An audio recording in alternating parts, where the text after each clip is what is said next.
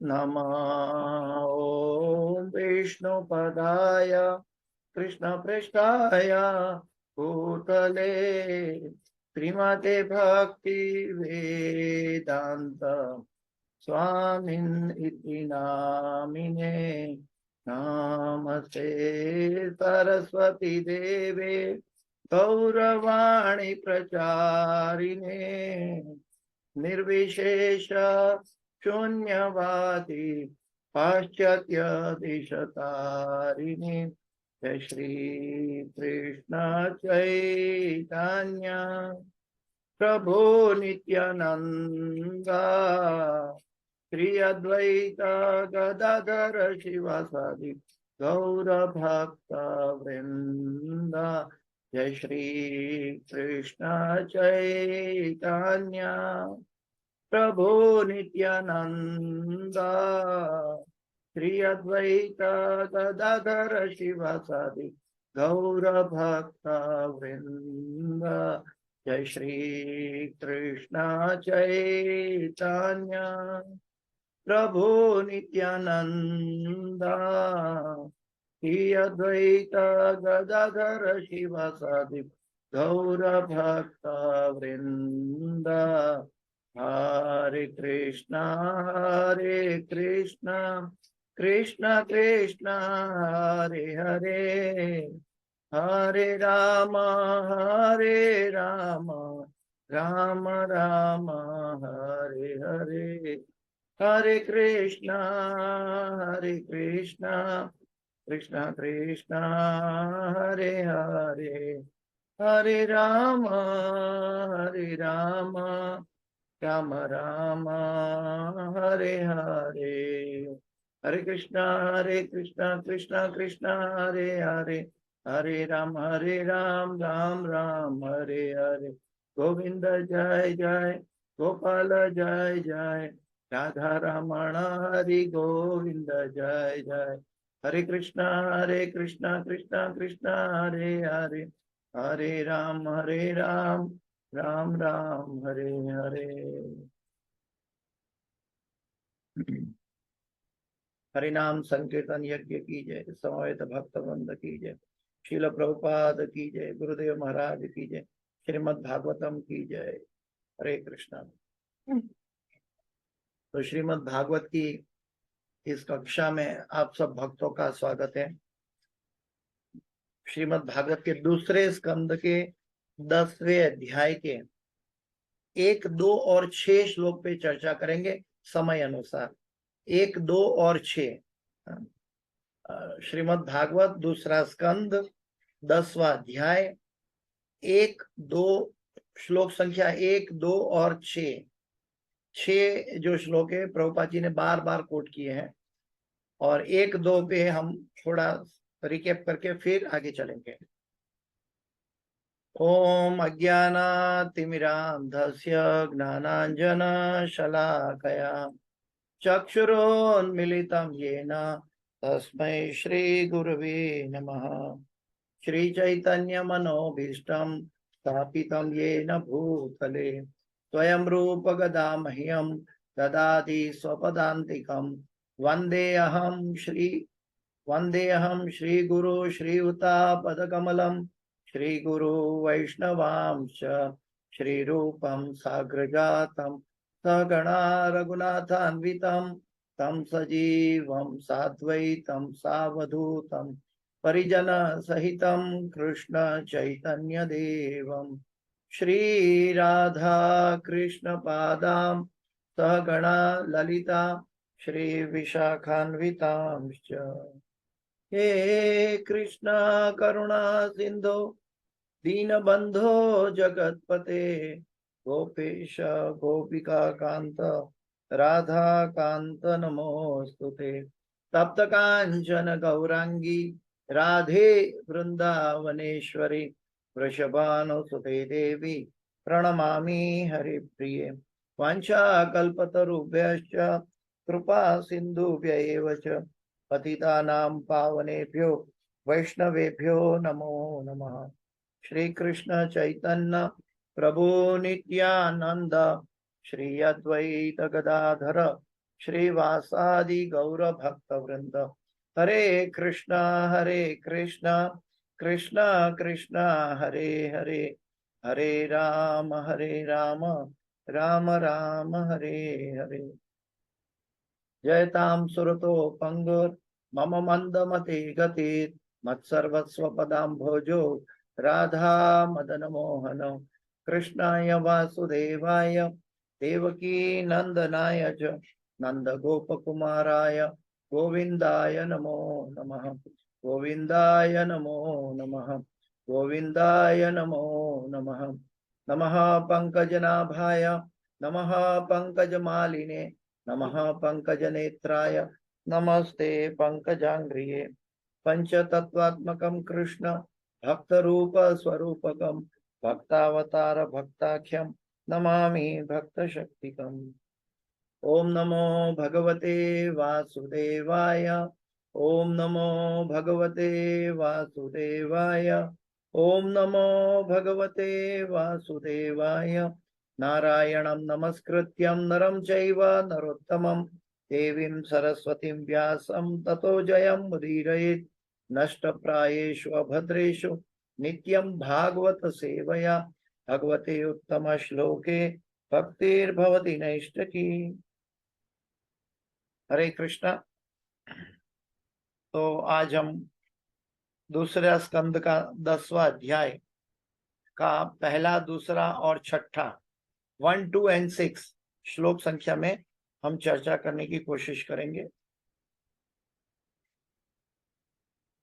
ये अध्याय जो है इसका नाम क्या है? श्रीमद् भागवत सभी प्रश्नों का उत्तर है।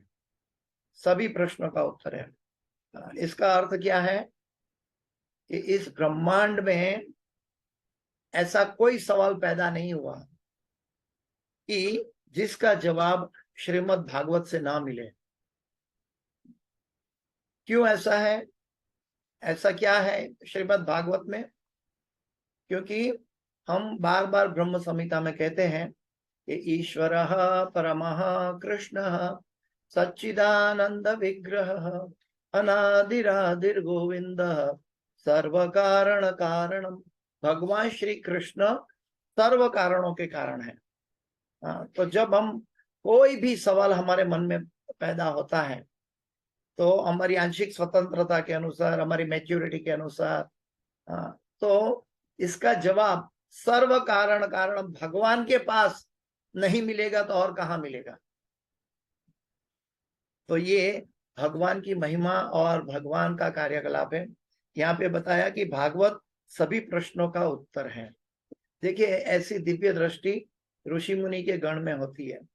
हम इतना लंबा विचार, हमारा ब्लंट सेंसेस, हमारा क्या बोलता है, बद्ध मन या बद्ध बुद्धि, ये नहीं देख सकते हैं, नहीं समझ सकते हैं।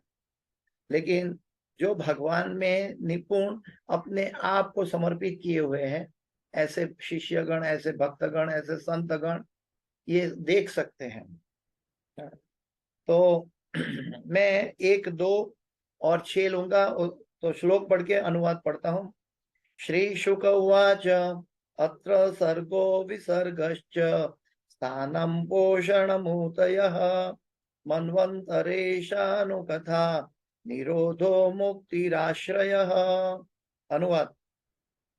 श्री सुखदेव गोस्वामी ने कहा, इस भागवत में 10 विभाग हैं। ये कहाँ से लिया है? चतुश्लोकी भागवत से लिया है ये 10 विभाग। चतुश्लोकी भागवत में संक्षिप्त में सूक्ष्म रूप में था, तो उनको एलोबरेट करके अभी सुखदेव गोस्वामी समझा रहे हैं। इस श्रीमद् भागवत में 10 विभाग हैं जो ब्रह्मांड की उत्पत्ति, उपसृष्टि, लोकांतर, भगवान द्वारा पोषण, सृष्टि की प्रेरणा, मनुओं के परिवर्तन, ईश्वर का ज्ञान, अपने घर भगवत धाम गमन यानी मुक्ति तथा आश्रय से संबंधित है। आगे प्रभुपाद जी इसमें तात्पर्य नहीं लिखा है, तो दूसरे श्लोक में जाते हैं। दशमस्य विशुद्ध्यर्थ नवानाम इह लक्षणम वर्णयन्ति महात्मान श्रुतेनार्थेन चाज्जसा। इनमें से जो 10वां आश्रय तत्व है उसकी दिव्यता को अन्यों से पृथक करने के लिए उन सब का वर्णन कभी वैदिक साक्ष्य से, कभी प्रत्यक्ष व्याख्या से और कभी महापुरुषों की दी गई संक्षिप्त व्याख्याओं से किया जाता है। मैं ये अनुवाद फिर से पढ़ूंगा।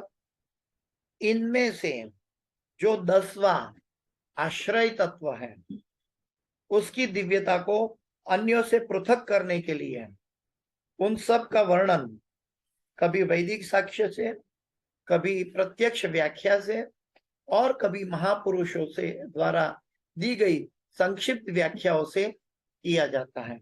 यानी कि जो आश्रय तत्व है 10 तत्वों के अंदर, तो वो हर एक जीव के लिए अपनी साधना के लिए ये बहुत परम आवश्यक है, आश्रय तत्व। उसके बाद वाले श्लोक में सर्ग और विसर्ग की बात हुई कि जो भगवान ने सर्जन किया उसको सर्ग कहते हैं, और जो ब्रह्मा जी के द्वारा उसका सर्जन हुआ, भगवान के सर्ग का तत्वों को लेकर ब्रह्मा जी ने उसी का उपयोग करके दोबारा जो उत्पन्न किया उसको विसर्ग कहते हैं। तो ये सब आगे के श्लोक में बताया गया है, लेकिन हम अभी 6ठे श्लोक में जा रहे हैं जो श्रील प्रभुपाद जी ने बहुत बार कोट किया हुआ है। और ये श्लोक किसके ऊपर फोकस करता है? ये श्लोक किसके ऊपर फोकस करता है? मुक्ति किसको कहते हैं? मुक्ति किसको कहते हैं? निरोधोस्यानुशयनम आत्मनः सह शक्तिभिः मुक्तिर्हित्वान्यथा रूपम स्वरूपेण व्यवस्थितिः। निरोधोस्यानुशयनम आत्मनः सह शक्तिभिः मुक्तिर्हित्वान्यथा रूपम स्वरूपेण व्यवस्थितिः। निरोधोस्यानुशयनम आत्मनः सह शक्तिभिः मुक्तिर्हित्वान्यथा रूपम स्वरूपेण व्यवस्थितिः। तो अनुवाद पे जाते हैं। अनुवाद और तात्पर्य भाई ऐसी भक्ति वेदांत स्वामी श्रील प्रभुपाद महाराज की जय। जय गुरुदेव।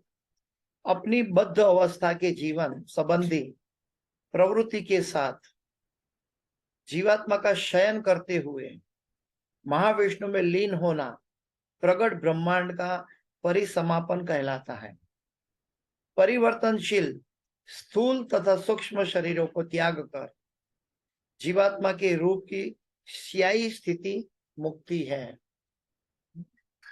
फिर से अनुवाद पढ़ता हूं, बहुत ध्यान से समझने की कोशिश कीजिए, एक एक वाक्य बहुत कीमती है। अपनी बद्ध अवस्था के जीवन संबंधी प्रवृत्ति के साथ जीवात्मा का शयन करते हुए महाविष्णु में लीन होना प्रगट ब्रह्मांड का परिसमापन कहलाता है। परिवर्तनशील स्थूल तथा सूक्ष्म शरीरों को त्याग कर जीवात्मा के रूप की स्थायी स्थिति मुक्ति कहलाती है। यानी कि क्या कहा है कि स्थूल और सूक्ष्म शरीरों को त्याग कर जीवात्मा के रूप की स्थायी स्थिति मुक्ति कहलाती है। तात्पर्य भाई ऐसी भक्ति वेदांत स्वामी श्रील प्रभुपाद महाराज की जय। तात्पर्य, जैसा कि हम कई बार कह चुके हैं, प्रभुपाद जी कह रहे हैं कि जीवात्मा 2 प्रकार के होते हैं। उनमें से अधिकांश नित्य मुक्त होता है। नित्य मुक्त 3/4 है और नित्य बद्ध 1/4 है। एकांशेन अस्तित्व जगत।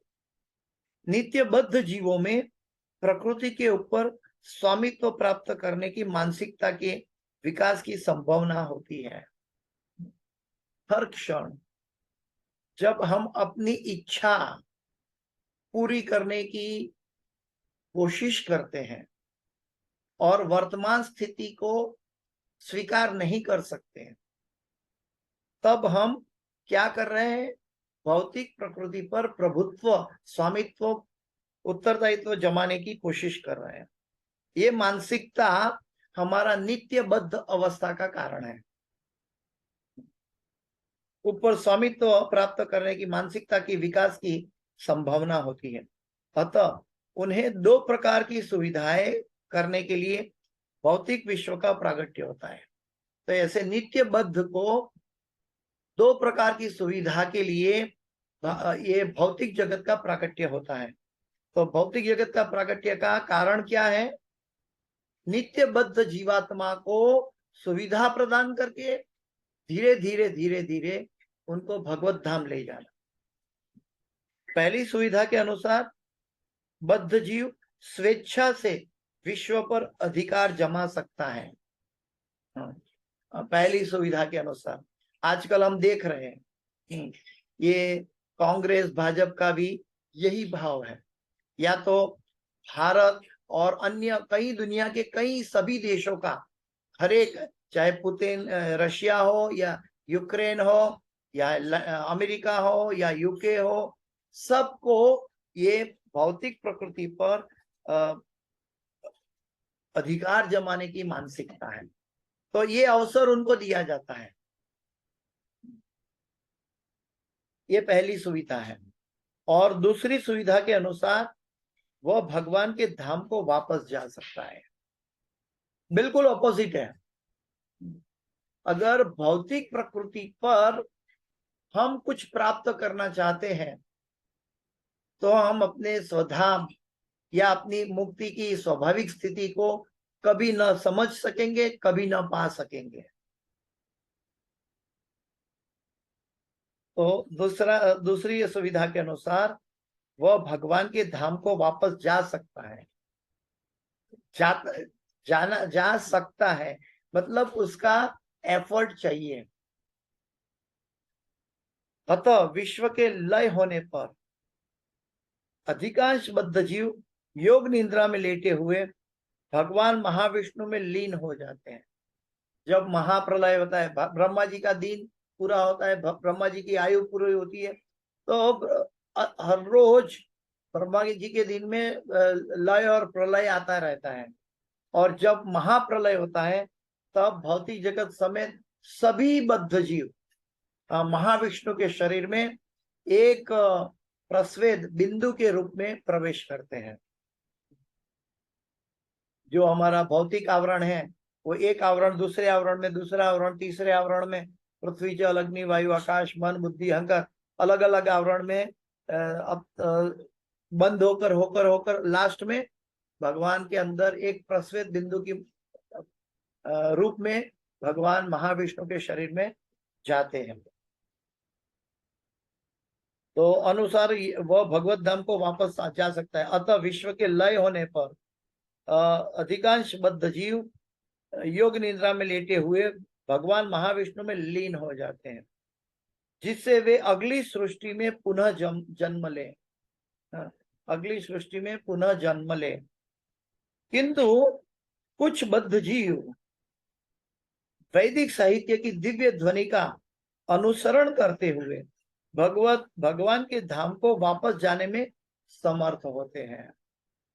किंतु कुछ बद्ध जीव वैदिक साहित्य की दिव्य ध्वनि का अनुसरण करते हुए, पहला तो ये समझना है वैदिक साहित्य वो पराशक्ति का प्रागट्य है, भगवत धाम से आया है, भगवान की भक्तों की और भगवान के कहे गए उपदेश हैं वैदिक साहित्य। और वैदिक साहित्य की दिव्य ध्वनि, क्योंकि वो सभी भगवान से रिलेटेड बातें हैं, तो दिव्य ध्वनि को सुनकर वैदिक साहित्य की दिव्य ध्वनि का अर्थ है जो श्रवण में जो विषय के अंदर सत्व रजस और तम की मात्रा नहीं होती, हाँ, वो सत्वी वलंबी पर सत्व विशुद्ध सत्व, वो शुद्ध सात्विक है। उसमें भौतिक 3 गुणों का रज मात्र इन्वॉल्वमेंट नहीं है। उसको हम दिव्य ध्वनि, वो विषय को, वो विषय वार्ता को दिव्य ध्वनि कहते हैं। और दिव्य ध्वनि का दूसरा अर्थ है भगवान की महिमा का गुणगान, क्योंकि दिव्यता भगवान में समाई हुई है। आध्यात्मिक जगत के प्लेटफॉर्म पर बात करना और भौतिक जगत के प्लेटफॉर्म पे बात करना दो अलग बात है। माम च अव्यभिचारिणी भक्ति योगेन सेवते सगुणान समति तैत्यान ब्रह्म भूयाय कल्पते। सब माम च अव्यभिचारिणी, व्यभिचारिणी नहीं कहा, मिश्र हुआ नहीं कहा, अव्यभिचारिणी। माम च अव्यभिचारिणी भक्ति योगेन सेवते सगुणान समति तैत्यान, वो तीनों गुणों को लांग देता है। ब्रह्म भूयाय कल्पते, तो तीनों गुणों को जो लांघता है वो ऐसा दिव्य धनी तीनों गुणों को लांघता है। तो जनरली हम देखते हैं प्रैक्टिकल लाइफ में, जन्म से लेकर मृत्यु तक हम किसी ना किसी को फॉलो करते हैं। जन्मा हुआ बच्चा माँ बाप को फॉलो करता है, और जैसे थोड़ा बड़ा हो गया तो आजू बाजू दूसरे बच्चे को फॉलो करता है।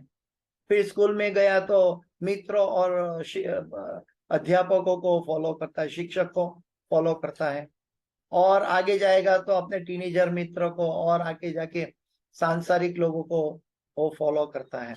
वो अपनी आयु के अनुसार अलग अलग विषयों पर अलग अलग व्यक्ति के साथ वो क्या बोलते हैं संसर्ग में आता है।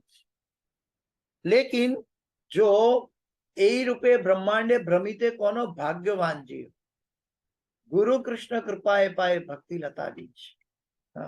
ऐसा भाग्यवान जीव कौन है? ब्रह्मांड में जन्म मृत्यु जरा व्याधि में घूमते हुए ऐसा भाग्यवान जीव कौन है जो गुरु कृष्ण कृपाए पाए भक्ति लता बीज। तो जिसको वैदिक साहित्य की ध्वनि सुनने का, भगवान की महिमा सुनने का अवसर प्राप्त होता है, और साथ साथ भगवान का नाम लेकर वो अपने आप को शुद्ध करते जाता है। देखिए, कभी भी हम बाजार से कुछ चीज लाते हैं और घर में आके उसको निकालते हैं कुछ बर्तन में, तो हम पहले अच्छी तरह देखते हैं कि वो बर्तन जूठा ना हो, बर्तन पूरी तरह साफ हो। जैसे दूध लेकर आए तो बर्तन में देखते हैं कि वो बर्तन पूरा स्वच्छ होना चाहिए, तब हम उसके अंदर ये सामान निकालते हैं। ठीक वैसे ही आध्यात्मिक जगत का जो स्रोत है वो श्रवणम से प्राप्त होता है, और वो श्रवण हमारे हृदय में अगर टिकाए रखना है तो हमारा हृदय पहले साफ होना चाहिए, आवश्यक है। अगर हम गंदे बर्तन में कोई सामान रख देंगे तो हो सकता है वो सामान बिगड़ जाए या फेंकना पड़े, वो सामान उपयोग के लिए लायक नहीं रहेगा जब तक हृदय का मैल साफ नहीं होता। तो हृदय का मैल साफ होना बहुत जरूरी है। चेतो दर्पण मार्जनम भवमा दावाग्निर्वापनम श्रेया कैरव चंद्रिका वितरणम विद्यावधू जीवनम आनंदाम्बुधिवर्धनम प्रतिपदम पूर्णामृता स्वादनम सर्वात्मा स्नपनम परम विजयते श्री कृष्ण संकीर्तनम। तो गुरु और कृष्ण की कृपा से ए रूपे ब्रह्मांडे भ्रमिते कोनो भाग्यवान जीव गुरु कृष्ण कृपाए पाए भक्ति लता बीज। श्री चैतन्य महाप्रभु की कृपा से भगवान के द्वारा नियुक्त गए हम सब जीव हैं कि जिनको भगवान की तरफ से गुरु भेजा गया है, और वो गुरु के पास जाने की हमें अनुमति प्रदान हो गई है, और वो गुरु को हम आश्रय, उनका आश्रय लेके शरणागत हो चुके हैं। ऐसे गुरु हमें दिव्य उपदेश देके हमारे हृदय के मैल साफ करने की प्रिस्क्रिप्शन देते हैं। जैसे डॉक्टर दवाई की प्रिस्क्रिप्शन देते हैं, तो वैसे गुरु हमारे भवरोग के रोग मिटाने के लिए प्रिस्क्रिप्शन देते हैं। और वो कर कहते हैं हम सब जीवात्मा क्या कर सकते हैं? हरे कृष्ण कृष्ण कृष्ण हरे हरे, हरे राम राम राम हरे हरे। इस महामंत्र का हम जप करें। क्यों? क्योंकि हमारा चेतो दर्पण मार्जनम, हमारा हृदय, हमारा मन शुद्ध हो जाए। हम जो शुद्धता देखते समझते, हमारे अंदर जो शुद्धता का डेफिनेशन है कि स्नान कर लो, गंगा जल छिटक दो, ये सब इस जगत में हो सकता है। लेकिन हृदय की शुद्धता का मतलब है जो हृदय शुद्ध है उसके अंदर कृष्ण के प्रति प्रेम जग चुका है। जब तक हृदय में कृष्ण के प्रति प्रेम नहीं जगा है तब तक हमारा हृदय शुद्ध नहीं। तो दिव्य ध्वनि का अनुसरण करते हुए भगवान के धाम को वापस जाने में समर्थ होते हैं। भगवान का जो ये श्रवण करते हैं, ये अमृत पान करते हैं। ये भागवत को सुनना, प्रभुपाद जी के तात्पर्य को सुनना, ये अमृत पान है। लेकिन हमारा हृदय, हमारा मन एकाग्र होगा, साफ होगा, और हमारे हृदय में एक तड़पन होगी कि मुझे इसी जन्म में भगवान की भक्ति, भगवान का प्रेम, भगवान की प्रसन्नता प्राप्त करनी है। ऐसे हृदय को, ऐसे हृदय भगवत धाम को वापस जाने में समर्थ होते हैं और अपने बद्ध स्थूल तथा सूक्ष्म शरीर को त्याग कर आध्यात्मिक एवं आदि शरीर प्राप्त करते हैं। देखिए, अंते नारायण स्मृति अगर रहेगी कोई सकाम कर्म के विषयों में, तो हम मन सम्मिलित, हमारी आत्मा मन का चैरियट बनाकर आगे दूसरे शरीर में जाएगा। वो सूक्ष्म मन हमारा साथ नहीं छोड़ेगा। अगर कोई भी इस जगत में आकांक्षा है भगवत प्राप्ति के अलावा, तो सूक्ष्म मन हमारा साथ जाएगा और वो हमें फिर से जन्म लेने के लिए बद्ध करेगा। लेकिन असली मुक्ति क्या है? स्वरूपेण व्यवस्थिति ही। असली मुक्ति क्या है कि वहां सूक्ष्म शरीर का भी त्याग होता है। यानी कि वो जीव मन का भी त्याग करता है और स्थूल शरीर का भी त्याग करता है और अपना आदि शरीर प्राप्त करता है। आदि शरीर यानी कि हमारा जो मुक्ति का, जो भगवत धाम में हमारा शाश्वत शरीर है, वो शरीर प्राप्त होता है। और वो शरीर कभी व्यय नहीं होता, वो शरीर कभी च्युत नहीं होता। वो शरीर आनंदमय अभ्यासात का शरीर है, से बना हुआ है। तो अपने बद्ध स्थूल तथा सूक्ष्म शरीरों को त्याग कर आध्यात्मिक एवं आदि शरीर प्राप्त करते हैं। जब तक हमारे अंदर कोई भी कचाश है, कोई भी सफाई की आवश्यकता है, तो मन का चैरियट में आत्मा की यात्रा बनेगी। कभी कभी प्रभुपाद जी अन्य जगह में समझाए हैं कि अगर इस जगत का कोई भी जीव को भगवत धाम जाना है, तो भगवान की लीला जो भौतिक जगत में, जो ब्रह्मांड में भगवान की लीला चल रही है, वहां वो पहले जाएगा। क्यों? क्योंकि अंते नारायण स्मृति भगवान के विचार में गया है। तो भगवान जहां इस भौतिक जगत में है वहां वो जन्म लेगा, सूक्ष्म शरीर के साथ वो जाएगा और जन्म लेगा, और वहां भगवान के पार्षदों का संग करके विशुद्ध बनेगा। उसके बाद वो आदि शरीर को प्राप्त करेगा। तो हमें कोई भी चिंता, कोई भी डरने की आवश्यकता नहीं है। अगर हम जीवन में एक मन में इच्छा पैदा कर लिया है, ठान लिया है कि मुझे भगवत प्रेम पाना है, तो हमारी कोई भी अवस्था के लिए हमें चिंता करने की आवश्यकता नहीं। क्योंकि जब हम भगवान को समर्पित होते हैं तब प्रकृति की चुंगल से छूटकर भगवान की आह्लादिनी शक्ति के आश्रय में हम चले जाते हैं। महात्मा नस्तु माम पार्थ देवीं प्रकृति आश्रिता। तब हम भगवान की दैवी प्रकृति के आश्रय में चले जाते हैं। हमें डरना तब है जब तक भौतिक इच्छा है, भौतिक आवश्यकताएं हैं और भौतिक चीज प्राप्त करने की घेलछा है।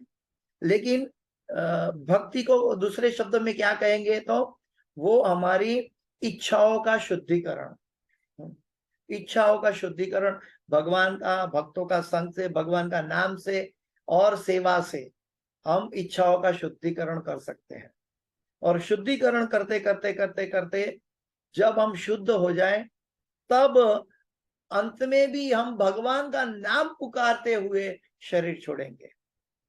और ऐसी अवस्था में गुरु और भगवान की कृपा से हमें जहां पहुंचाना है कि परमात्मा हमारे साथ में है, हमारा आदि शरीर के साथ में, आत्मा के साथ में है। ईश्वर सर्वभूतानां हृदय अर्जुन तिष्ठति ब्राह्मण्यम सर्वभूतानि यंत्र युरुडानी माया। तो परमात्मा के रूप में हमारे साथ है और वो परमात्मा को अच्छी तरह मालूम है कि हमें कहाँ ले जाना है। हमें चिंता करने की आवश्यकता नहीं। जब पिता बालक को गोद में लेकर चलता है तो बालक को कोई भी चिंता करने की आवश्यकता नहीं, वो बालक को लेकर पिता कहाँ जा रहे हैं, क्योंकि पिता ने अपनी गोद में बालक को उठा लिया है। ठीक वैसे ही भक्तों की परिस्थिति है। जब भक्त अपनी इच्छा से भगवान को समर्पित करना होना चाहता है, अंत में भगवान को ही प्राधान्य देता है, तब भगवान परमात्मा के रूप में आत्मा को अपनी गोद में लेकर उसको सुरक्षित जगह पर पहुंचा देते। सुहृदम सर्वभूतानां। इसलिए भक्त को मृत्यु का डर नहीं होता। विश्व के प्रागट्य होने पर बद्ध जीवों को शास्त्रों की सहायता से, जिन्हें भगवान ने अपने विभिन्न अवतारों के समय कृपावश संकलित किया है। देखिए, भगवान की कृपा क्या होती है। हम कृपा को इंग्लिश में ट्रांसलेट करते हैं मर्सी। हम सोचते हैं बद्ध अवस्था में गुरु महाराज हमारे सर पे हाथ रख दे तो मर्सी मिल गई। लेकिन कृपा किसको कहते हैं? कृपा तो अविरत बह रही है, भगवान की कृपा। इसलिए भौतिक जगत में ये सुविधाएं प्रदान की जा रही है। लेकिन वो कृपा, असली कृपा क्या है? हम माया की कृपा को कृपा ना समझे। वो तो एक माया का श्राप कह सकते हैं। लेकिन कृपा का तो भगवान की होती है कि जो भगवत धाम लेकर जाती है, हमें भव बंधन से छुड़ाती है। कृपा को दूसरे शब्द में क्या कहेंगे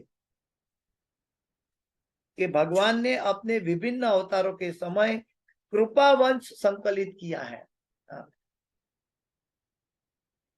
शास्त्रों भगवान ने अपनी विभिन्न अवतारों के समय कृपावश संकलित किया है।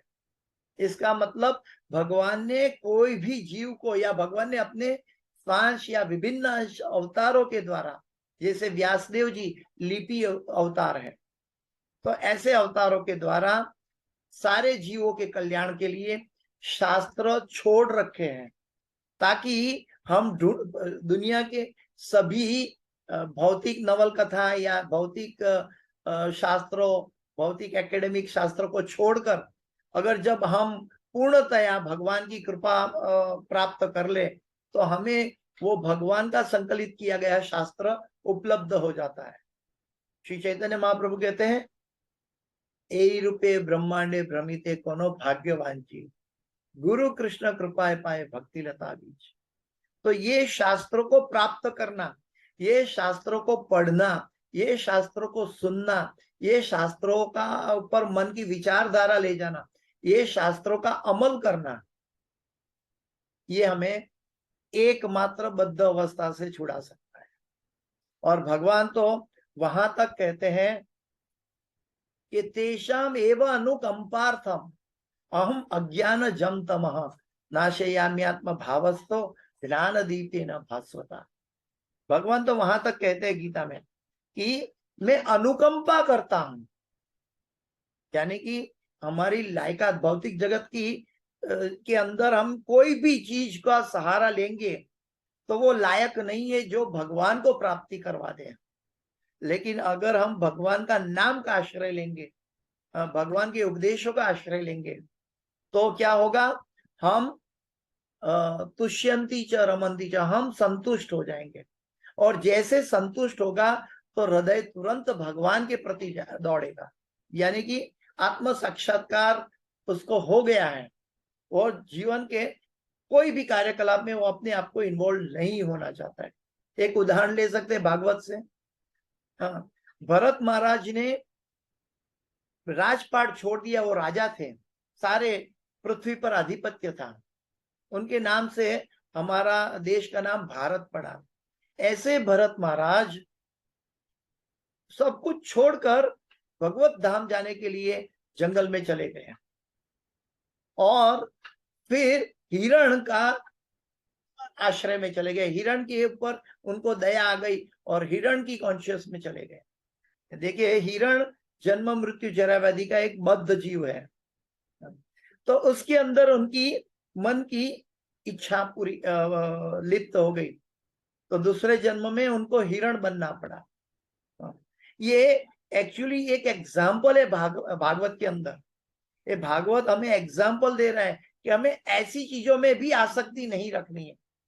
हम ये नहीं कह सकता कि हम हिरण की रक्षा करेंगे, नहीं तो हिरण की रक्षा नहीं होगी। उसके बाद में भगवान की अहित्व की कृपा से वो जड़ भरत बने और तब उनको अपनी गलती का एहसास हो गया और तब वो सब कुछ बोल सकते थे, सुन सकते थे, फिर भी जड़ भरत कहलाए। वो किसी से बात नहीं करते। हाँ, भगवान की महिमा के अलावा उनका कोई चिंतन नहीं था, जड़ भरत हो गया। उन्होंने ठान ली कि मैंने जो गलती की है वो दोबारा ना हो। तो ये श्रीमद् भागवत के अंदर ऐसे भक्तों के चरित्र से हम समझ सकते हैं कि भौतिक इच्छाओं से कैसे विरक्ति पाले। आर्टिफिशियली हम त्याग करेंगे और बोलेंगे हाँ प्रभु, हमने तो वैष्णव का ड्रेस पहना, तिलक कर लिया, अभी चांटिंग कर रहे 16 माला, तो हम वैष्णव हो गए। नहीं, वैष्णव बनने की कोशिश कर रहे स्टूडेंट है। एक्चुअल वैष्णव कौन है? कि जिसको कृष्ण के अलावा शून्यतम जगत सर्वम गोविंदा विरहे नमे, कृष्ण के अलावा उनको कोई भी चीज से अपने आप को बिकना नहीं चाहता हो, उसको कहते हैं जीवन छगो, उसको कहते हैं मुमुक्षु, उसको कहते हैं भगवान की कृपा। और ऐसे जीवों पर भगवान कहते हैं अनुकंपार्थम। ये जब हम हरे कृष्ण महामंत्र करते हैं, 16 माला करते हैं, और वो 16 माला के दरमियान जितनी समय हम भगवान के चरणों में एकाग्र मन से स्थित रहते हैं, वो भले क्षण का समय हो या 10 मिनट का समय हो या 1 घंटे का समय हो, अपनी परिपक्वता के अनुसार, तो वो समय भगवान की अनुकंपा है। तो वो हमें भगवान की कृपावश संकलित किया गया शास्त्र प्राप्त किया जाता है और अपनी मूल स्थिति को पुनर्जीवित करने का अवसर प्रदान किया जाता है। अपने आदि शरीर को प्राप्त करने का अवसर प्रदान किया जाता है। आदि शरीर का मतलब है स्वरूपेण व्यवस्थिति ही, जीवेर स्वरूप होय नित्यर कृष्ण दास। ये हमारा जीव का ओरिजिनल कॉन्स्टिट्यूशनल पोजीशन, बंधारणीय जगह जीव का कहाँ है? नित्यर कृष्ण दास। जब हम नित्यर कृष्ण दास बन जाते हैं तो हम स्वरूपेण व्यवस्थिति, हमारा आत्मा मुक्त हो चुका है। जब तक वो कृष्ण का दास, अभी तो गुरु ने कृपा करके हमें कृष्ण का दास का एक उपाधि दिया है, लेकिन सही मायने में गुरु के आदेशों का पालन करके हम वाकई में एक्चुअल में कृष्णदास बन सकते हैं। ऐसे दिव्य साहित्य के श्रवण या पठन से बद्ध अवस्था में होते हुए भी जीव को मुक्त होने में सहायता मिलती है, क्योंकि हम भगवान के दिव्य अवतारों की संकलन किया गया सनातन धर्म के शास्त्र का पठन करते हैं या श्रवण करते हैं। तो ये अवसर है। दुनिया में कितनी बुक्स हैं, कितनी पुस्तकें हैं इस दुनिया में, और कितने कितने सो कॉल्ड रिलीजन की भी अपनी धार्मिक पुस्तकें हैं, लेकिन ऐसा भाग्यवान कौन है कि जिसको सही चीज प्राप्त हो जाए और सही मायने में उनको प्रस्थापित कर दिया जाए और सही मायने में वो अपनी यात्रा में जुड़ जाए और सही मात्रा में वो अपने आप को समर्पित कर दे, आश्रय ग्रहण कर ले। सहायता मिलती है। समस्त वैदिक साहित्य का उद्देश्य श्री भगवान की भक्तिमय सेवा करना है। समस्त वैदिक साहित्य का उद्देश्य श्री भगवान की भक्तिमय सेवा करना है। लेकिन कर्मी लोग, बद्ध जीव लोग ये नहीं समझ पाएंगे, ये नहीं अनुभव कर पाएंगे। वो सोचेंगे मैं ये नहीं करूंगा तो क्या होगा, मुझे तो बच्चों को संभालना है, मुझे पत्नी की आवश्यकता पूरी करनी है, मुझे रसोई करनी है, माता जी कहेंगे, मुझे बच्चों की जिम्मेदारी है। लेकिन ये सब सेकेंडरी है, गौण है, ये प्रायोरिटाइज नहीं कर सकते हम। प्रायोरिटी जब हम भूल जाते हैं भगवान का शरण, तब हम नाशवंत रिश्तों में बद्ध हो जाते हैं। यानी कि ये जैसे शास्त्र में कहा है कि हमारा पुत्र परिवार क्या है, हमारा पुत्र पुत्री, बच्चा, बेटा बेटी जो आए हैं वो हमारे पूर्व जन्म के लेनदार हैं। तो लेनदार है तो लेने के लिए आए हैं, ऐसा शास्त्र में बताया। ऐसे हमारे आजू बाजू जो भी परिवार, सोकोल्ड परिवार दिखता है, वो बद्ध अवस्था में हमारा कोई ना कोई कनेक्शन है और वो पूरा करने का अवसर दिया है, इसीलिए वो परिवार में हमारा जन्म हुआ है। लेकिन वो अवसर को बार बार पुनश्चर्वित चर्वणानाम नहीं होना चाहिए। हमें इससे बाहर निकलकर समझना चाहिए कि भगवान हमें भले भौतिक जगह में जो जो जिम्मेदारी दी है, भौतिक युद्ध करने की जो जो जिम्मेदारी ली है संसार में, वो करते हुए हम, हमारा फोकस कहाँ होना चाहिए? श्री कृष्णाश्रय, श्री कृष्ण। ऋषिकेन ऋषिकेश सेवनम भक्ति रुच्यते। हमारी इंद्रियों से भगवान की इंद्रियों को संतुष्ट करने की चेष्टा होनी चाहिए। जैसे ही कोई इस पद पर स्थित हो जाता है तो उसे तुरंत ही बद्ध जीवन से छुटकारा मिल जाता है। इसका एक प्रमाण क्या है?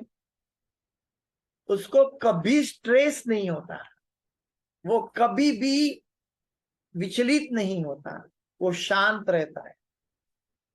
चाहे हमारे ऊपर हमारी पत्नी गुस्सा करे या पति गुस्सा करे या माँ बाप गुस्सा करे या हमारा दुश्मन कोई गुस्सा करे या हमारे बच्चे गुस्सा करे, हाँ, वो शांत रहता है।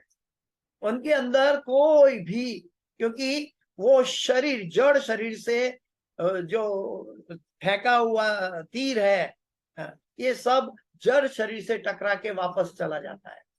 वो आत्मा अंदर से भगवान से एकाग्र चित्त से समर्पित होती है और वो प्रार्थना करती है, प्रभु ऐसे जीवों को तुम सद्बुद्धि प्रदान करो, ऐसे जीवों का अपराध क्षमा करो। तो वो व्यक्ति अपने आप में समर्पित हो चुका है। लेकिन जब हम उसका रिएक्शन करते हैं, रिस्पोंड की जगह रिएक्शन करते हैं, तो क्या होता है? हम, हमारे और उसमें कोई अंतर नहीं रह जाता है, हम फिर से बद्ध जीव बन जाते हैं। हम, हमारे पूर्व काल में, भूतकाल में हमने ऐसे कई काम किया है, हमने भी बराबर हर एक परिस्थिति का जवाब दिया है अपनी बुद्धि से, अपने स्वार्थ, लोभ, मोह से। लेकिन भगवान का नाम लेने से हमें मालूम है कि कोई भी इस जगत का व्यक्ति मुझे कोई परम शांति प्रदान नहीं कर सकता। इस जगत का कोई भी व्यक्ति मुझे परम सुख प्रदान नहीं कर सकता। इस जगत का कोई भी व्यक्ति मुझे, मेरा भवरोग नहीं मिटा सकता। सिर्फ और सिर्फ शास्त्र और गुरु ये कार्य कर सकता है।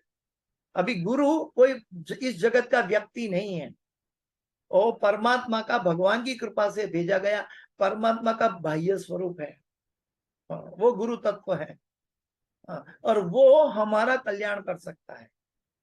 इसका मतलब ये नहीं है कि हम सबका, बाकी का अनादर करें। अगर बाकी का अनादर करेंगे तो भी हम मुक्ति के लिए लायक नहीं हैं, क्योंकि भगवान की दी हुई परिस्थिति को हम स्वीकारना नहीं चाहते। गुरु महाराज समझाते हैं कि हम गोलोक वृंदावन जाना चाहते हैं, मान लो हम सब गोलोक वृंदावन जाना चाहते हैं इवेंचुअली, और हम सोचते हैं ये तो सब ठीक है लेकिन ये सब गाय है नहीं, ये मुझे पसंद नहीं है, कि गाय के पास गौ सेवा मेरे से नहीं होती है, ये काउडंग उठाना, ये काउडंग मुझे फिल्दी लगता है, मुझे अच्छा नहीं लगता है। तो गुरु महाराज बताते हैं तो हम गोलोक वृंदावन नहीं जा सकते। गोलोक वृंदावन जाने का अर्थ है जो भगवान के द्वारा दी गई परिस्थिति है, जो भगवान को प्रिय है, वो उसी मात्रा में हमको प्रिय होना चाहिए। ऐसा नहीं हम कचवाते मन से उसको स्वीकार करें, नहीं, वो परिपक्वता नहीं है। भगवान ने कहा तो वो हमारा जीवन हो जाना चाहिए, चाहे कुछ भी हो।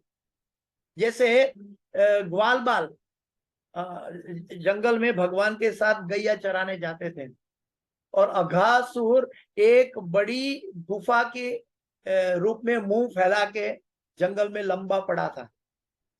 तो वो बच्चे उनके साथ क्योंकि भगवान है तो उनके पर आश्रय उनका पूरा था। तो वो भगवान तो मेरे साथ है ना, मुझे कुछ होने वाला नहीं है, वो गुफा में चले गए। अभी हम सोचेंगे अरे यार इतनी बुद्धि है, नहीं नहीं ऐसे नहीं जाएंगे, हम क्यों अंदर जाके अपने आप को परेशानी मोड़ लें। लेकिन ग्वाल बाल सखा ने कहा ये कुछ ऐसी जगह है, अगर ये कोई भयभीत जगह है तो हमारे साथ कृष्ण है, हमें क्या चिंता करना है। लेकिन ये आत्मा बद्ध जीव भूल जाता है कि मेरे साथ परमात्मा है। जब परमात्मा भूल जाते हैं तब बद्ध अवस्था स्थापित हो जाती है। जब परमात्मा हमारे साथ है, परमात्मा ने आत्मा को गोद में बैठाया हुआ है, वो आत्मा का साथ कभी नहीं छोड़ता। तो फिर हमें क्यों ऐसा चिंता रखना चाहिए। अगर ग्वाल बाल सखा भगवान के साथ होने से निश्चिंत है, ठीक वैसे ही ये उदाहरण भागवत से प्रस्तापित होता है कि जीव को भी ये भगवान ने कह दिया कि परमात्मा के रूप में वो अनादिकाल से साथ में है और अनादिकाल तक साथ में रहेंगे, क्यों चिंता करने की। चिंता तब होती है जब हम भगवान को छोड़कर स्वयं आनंद लेना चाहते हैं, तब चिंता का प्रश्न उठता है। जो ही वह भौतिक भक्ति में स्थिर हो जाता है, वह बद्ध अवस्था से मुक्ति पाने का अधिकारी बन जाता है। यह भक्ति परमेश्वर के लिए दिव्य आकर्षण होती है। भगवान के लिए उत्साहात निश्चयात धैर्य तत्त कर्म प्रवर्तनात्।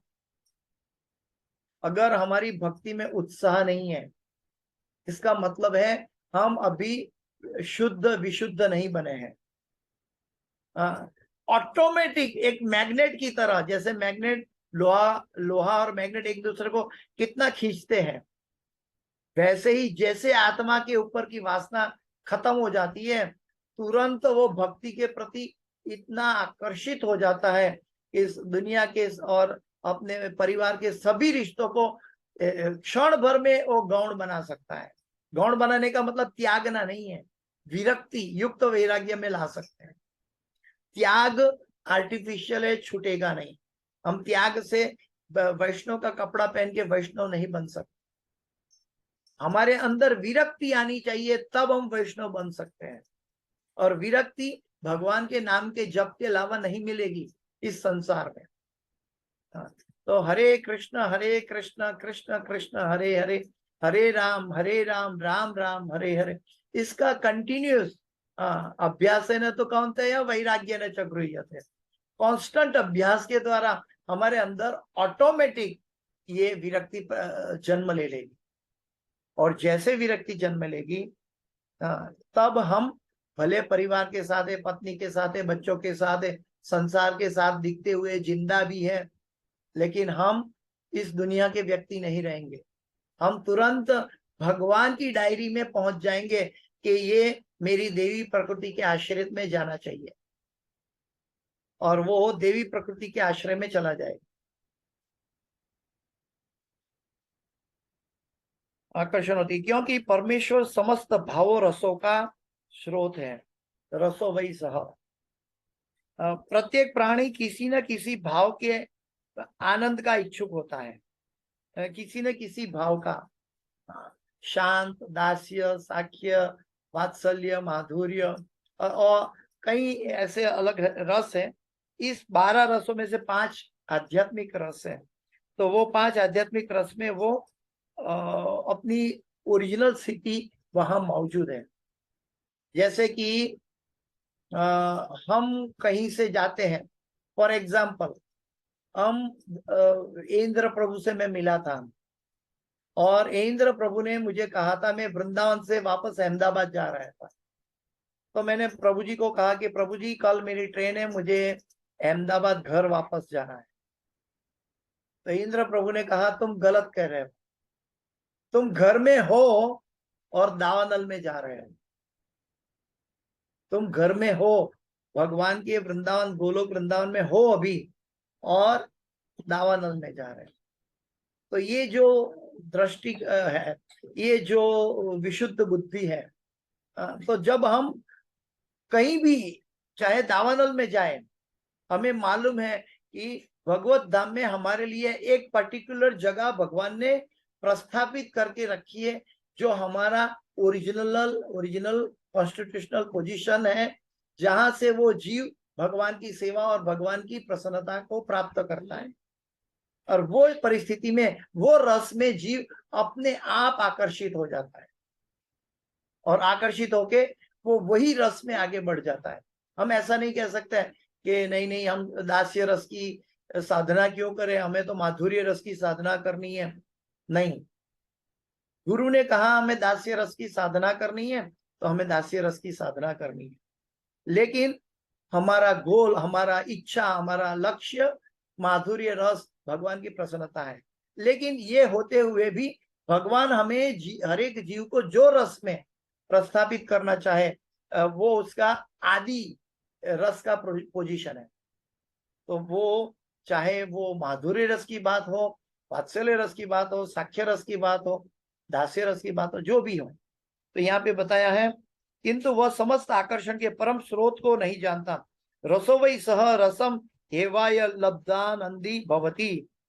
वैदिक स्तोत्रों से समस्त आनंद के परम स्रोत की जानकारी देते हैं। समस्त आनंद का अजस्र स्रोत भगवान है, सच्चिदानंदमय। वो आनंद के आगार है, आनंद के सागर है। और जो भाग्यशाली मनुष्य, यहाँ पे शब्द बताया, जो भाग्यशाली मनुष्य। भाग्यशाली कैसे बने? हम इच्छते हैं कि हमें गुरु की मर्सी मिल जाए, हमें भगवान की मर्सी मिल जाए, लेकिन भाग्यशाली कैसे बनते हैं? ये मर्सी मिल गया तो हम अपने आप को भाग्यशाली मानते हैं, लेकिन ये इच्छा का परिपक्वता हो जाए।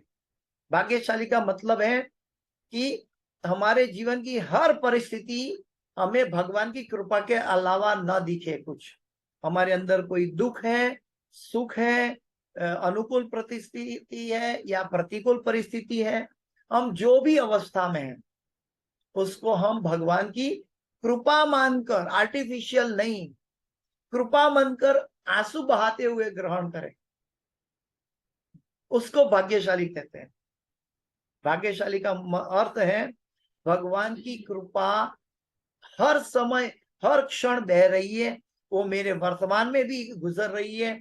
मेरे आसपास परिवारजन बोलते हैं कि अगर वो मुझे अन्याय कर रहे हैं, मुझे मेरा मानहानि कर रहा है, मुझे कहीं गलत शब्द कह रहे हैं, ये सब में भगवान की कृपा होनी चाहिए। एक छोटी सी कथा है कि एक इतिहास में लंदन से जब टाइटैनिक अपनी पहली जर्नी कर रहा था, तो एक व्यक्ति ने अपने, वो गरीब आदमी था लेकिन इनको इच्छा था कि गिनीज बुक में मेरा नाम हो जाए, इसलिए मैं पहली यात्रा का पैसेंजर बन जाऊं। इसलिए उनके पास 7 बच्चे थे और वो स्वयं टाइटैनिक की यात्रा में अपने सारे उसके पास पैसा नहीं था कि इतनी महंगी टिकट खरीद सके अपने परिवार के लिए, सबके लिए। तो 7 बच्चा, पत्नी, अपनी सबकी टिकट लेने के लिए उनको अपनी पूरी संपत्ति बेचनी पड़ी और पूरी संपत्ति बेचकर वो टाइटैनिक जहाज में जाने के लिए तैयार हो गया। मानसिक तरह से टिकट खरीद कर भी वो तैयार हो गया। 5 दिन पहले उनके पालतू कुत्ता ने उनके बच्चे को जोर से काट लिया। तो इतना काट लिया कि उसकी परिस्थिति बहुत वीक हो गई और उसको मेडिकल सपोर्ट की आवश्यकता हो गई। तो मेडिकल सपोर्ट की आवश्यकता हो गई तो वो व्यक्ति ने पूरी संपत्ति तो बेच दी थी और ये तो नॉन रिफंडेबल टिकट है, ये तो पैसा वापस नहीं मिलेगा और जाना पड़ेगा। जाएंगे तो ये बच्चा का क्या होगा? हाँ, बच्चा को छोड़ के जाए या पत्नी और बच्चा को छोड़ के जाए। हाँ, लेकिन एक पिता का भाव था और एक तरफ बच्चे 5 दिन पहले कुत्ते ने काट लिया। तो अपना पालतू कुत्ता को सभी परिवार के जन उसको भर्त्सना कर रहे थे कि कुत्ता ने कैसे काटा, इसको हम पाल रखा है लेकिन कुत्ता ने काट लिया। तो ऐसे करते करते करते उन्होंने पहले तो कह दिया कि देखो, मेरी पत्नी को बोल दिया कि तुम बच्चे को संभाल के यहाँ रहो, मैं यात्रा में जाता हूँ। फिर उनका मन फिर भी विचलित था कि मैं अपनी बच्चों को छोड़कर कैसे जाऊं। तब जाके उन्होंने भी तय कर दिया कि जो होना हो, मैं नहीं जाऊंगा और मैं अपने बच्चों की और परिवार की देखभाल करूंगा। और वो नहीं गया और चौथे पांचवें दिन समाचार आया वो पहली यात्रा में टाइटैनिक जहाज डूब गया। तब वो अपने कुत्ते को कितना प्यार करता होगा, तब वो अपने कुत्ते को कितना प्यार करता होगा जो कुत्ते को वो भर्त्सना कर रहा था। ठीक वैसे ही अगर इस संसार में विपरीत परिस्थिति मिल जाए तो हमें भगवान की कृपा इसीलिए मानना है कि भगवान हमें डिटेच रहना सिखाते हैं, वैराग्य जागृत करवाना चाहते हैं। हम वैराग्य जागृत कर लें, हम विरक्त हो जाए, हम भगवान हमें आसक्ति से छुड़ा रहे हैं। हमारे ऊपर अन्याय होता है तो भगवान हमें बता रहे हैं कि तुम्हारा सच्चा न्याय तो मेरे पास है, तुम ये अन्याय के पीछे क्यों विचलित होते हो? तो भगवान के जो भक्त हैं हर परिस्थिति में भगवान की कृपा का अनुभव करता है। आनंद के परम स्रोत की जानकारी देते हैं। समस्त आनंद का अजस्र स्रोत भगवान है और जो भाग्यशाली मनुष्य श्रीमद् भागवत जैसे दिव्य ग्रंथों के द्वारा इस संदेश को प्राप्त करने में समर्थ है, वह सदा के लिए मुक्त होकर वैकुंठ में अपना उचित स्थान ग्रहण करता है। हाँ, यहाँ पे हमारी एक क्वेश्चन, हमारा डाउट क्लियर हो गया। भगवान प्रभुपाद जी ने तात्पर्य के अंतिम वाक्य में हमारा एक डाउट क्लियर कर दिया। भगवान ने कहा, शुरू में कहा था तात्पर्य में, 2 प्रकार के जीव है, नित्य बद्ध और नित्य मुक्त। तो नित्य मुक्त अधिकांश है और नित्य बद्ध 1/4 है। ये सब हमने पढ़ा। तो हम बद्ध अवस्था से मुक्त कैसे हो? क्या बद्ध अवस्था हमें बार बार जन्म लेने के लिए, बद्धता लाने के लिए मजबूर करेगी क्या? नहीं, हम मुक्त हो सकते हैं, हम नित्य मुक्त हो सकते हैं। कैसे? वो प्रभुपाद जी ने अंतिम 2 लाइन में बताया कि और जो भाग्यशाली मनुष्य श्रीमद् भागवत जैसे दिव्य ग्रंथों के द्वारा इस संदेश को प्राप्त करने में समर्थ है, वह सदा के लिए मुक्त होकर वैकुंठ में अपना उचित स्थान ग्रहण करता है। इसका मतलब वो नित्य मुक्त हो जाता है। तो ये प्रभुपाद जी का अमृत तुल्य श्रीमद् भागवत का कथन है और हमें बिल्कुल चिंता करने की आवश्यकता नहीं है कि हम इस संसार से हमारा क्या होगा, हम कैसे आगे बढ़ेंगे। हमारे अंदर हृदय में एक तीव्र इच्छा पैदा होनी चाहिए कि हमारा जीवन छग होना चाहिए कि मुझे इसी जन्म में भगवान का प्रेम, भगवान की प्रसन्नता प्राप्त करनी है। इसलिए गुरु के आदेशों का पालन में एकाग्रता से, तीव्रता से करूंगा। बाकी कोई भी कार्य है उसमें भगवान की प्रायोरिटी को सेकंड नहीं छोड़ूंगा। भले फिजिकली में संसार के कार्य करते हुए दिखाई देता हूं, लेकिन मेरा मन सतत हरे कृष्ण महामंत्र का चिंतन करता होना चाहिए। श्रीमद् भागवत के सभी भक्तों के कार्यकलापों की लीलाओं का चिंतन करता होना चाहिए। भगवान कैसे कृपा बरसा रहे हैं और कैसे कैसे बद्ध जीवों को छुड़वाते हैं। जैसे भरत महाराज को छुड़वाया, जैसे प्रहलाद महाराज को छुड़वाया, जैसे गजेंद्र को छुड़वाया, ऐसे इवन ब्रह्मा तक गलती करते हैं। ब्रह्मा जी ही जो सृष्टि के सर्जक है, उनसे भी गलती होती है। तो गलती हम नहीं करेंगे करके हम मिथ्या अहंकार जन्मा लेंगे तो हम भगवान से दूर हो जाएंगे। हमारा उद्देश्य होना चाहिए कि हम गलती नहीं करना चाहिए, बल्कि गुरु के आदेशों का पालन करना चाहिए। चाहे उसमें हमें जो भी इसका एनालिसिस में दिखाई दे, लेकिन हमारा उद्देश्य ये होना चाहिए कि हम गुरु और भगवान का आदेश का पालन करें। बाकी सब परमात्मा की जिम्मेदारी है। दैवी प्रकृति में आश्रित हम भगवान की देवी प्रकृति के आश्रय में हो जाएंगे। हमें भगवान की बद्ध अवस्था में बहिरंगा शक्ति के आश्रय में से निकलकर अंतरंगा शक्ति के आश्रय में चले जाना है। उसके लिए हमारे अंदर तीव्र इच्छा, तीव्र उन्माद होना चाहिए कि मैं भगवान से कई जन्मों से बिछड़ा हुआ हूं। भगवान का आनंद का जो सागर है, और वो आनंद में गलत जगह ढूंढ रहा हूं। इतनी निम्न जगह की जो इंद्रिय सुख है, जो कुत्ता बिल्ली को भी मिलता है, ऐसी अवस्था में मैं बद्ध हूं। ये प्रकृति का अंतिम एरो है कि जो हमें काम वश कारणभूत कर देते हैं, और वो काम हमारे मन में रहता है, और वो हमारा नित्य शत्रु है, नित्य वैरी है। तो हमें इसको साफ करने के लिए क्या करना चाहिए? शृण्वता स्वकथा कृष्ण पुण्य श्रवण कीर्तन हृदयंतस्थ अभद्राणी विधुनति सुहत्सता। काम तो इतनी तुच्छ चीज है। भगवान का महिमा सुनने से काम नाम का जो शत्रु हमारे मन के अंदर बैठा है, वो अदृश्य हो जाएगा। भागवत में हम पढ़ चुके हैं पहले कि स्वयं भय भी भगवान के नाम से भगवान से डरते हैं। स्वयं भय का जो प्रकृति है, भय स्वरूप है, वो भी भगवान के नाम से डरते हैं। तो जब हम भगवान की महिमा का, भगवान के भक्तों की महिमा का, भगवान का नाम का श्रवण करेंगे, कीर्तन करेंगे, इस दुनिया में ऐसा कौन सा भय ने जन्म लिया जो मिटे नहीं।